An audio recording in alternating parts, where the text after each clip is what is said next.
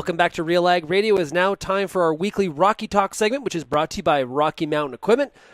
Dependability is what we do. Find out more information at rockymtn.com. And joining me right now for Rocky Talk is Louis Melanson. He is Case IH Combine Product Specialist for Case IH. Louis, how's it going?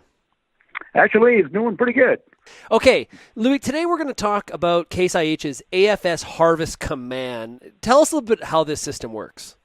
The system basically is a system that's designed for the combine so that it can actually set itself according to the parameters that it has in the field that it's actually working in. Bottom line is the customer basically picks the crop, where there's 4 different crops that are supported. One is wheat, the other one's canola, corn, and soybean. And all you have to do is just go into the Pro 700 monitor, pick the crop that you want to harvest, and then the combine will actually adjust itself for that particular crop. So it kind of relieves the operator from having to do too many adjustments.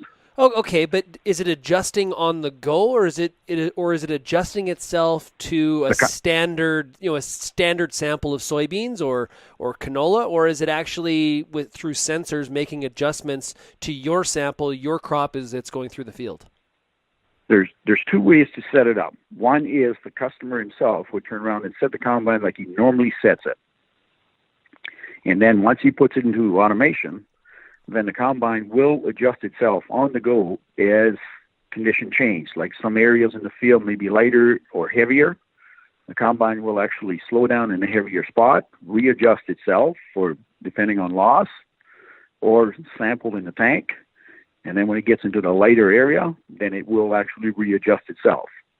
That's one way to set it. The second way is to put it into automatic. And in automatic, we'll pick the predetermined crop settings that Case IH thinks that you need to put in there for wheat or canola.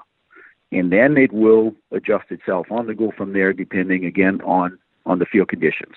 Well, obviously, you're removing some of the stress on the operator of trying to make sure they got their combine set completely properly. There has to be some other benefits as well. What are they?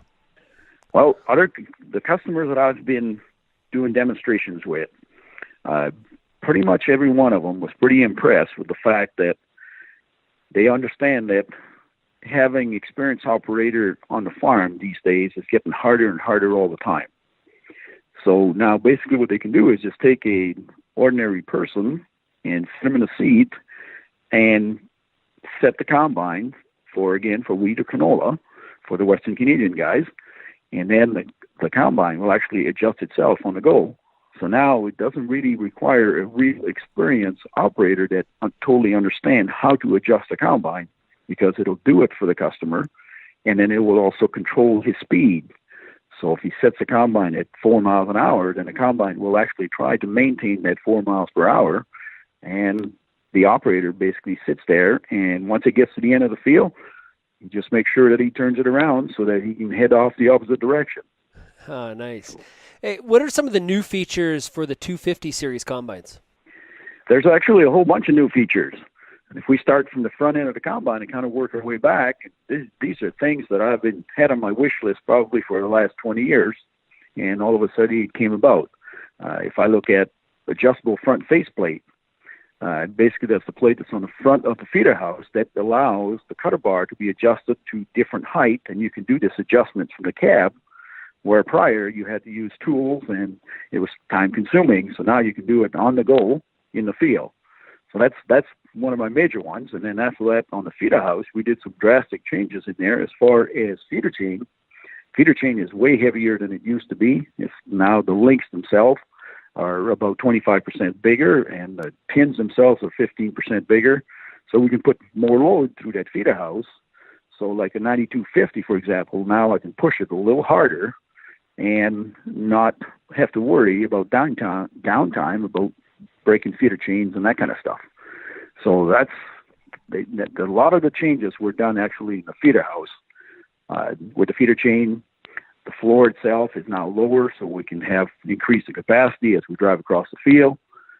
We've also reduced the amount of wear characteristic that can happen inside that feeder house as well.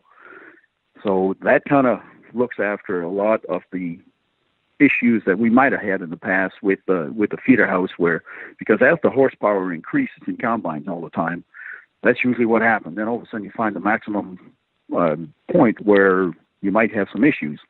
So we're trying to get to the next level.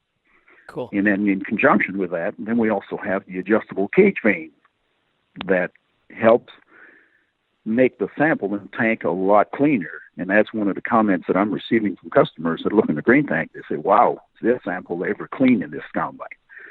And without having to throw over and that kind of stuff, and basically save the customer some money in the long run.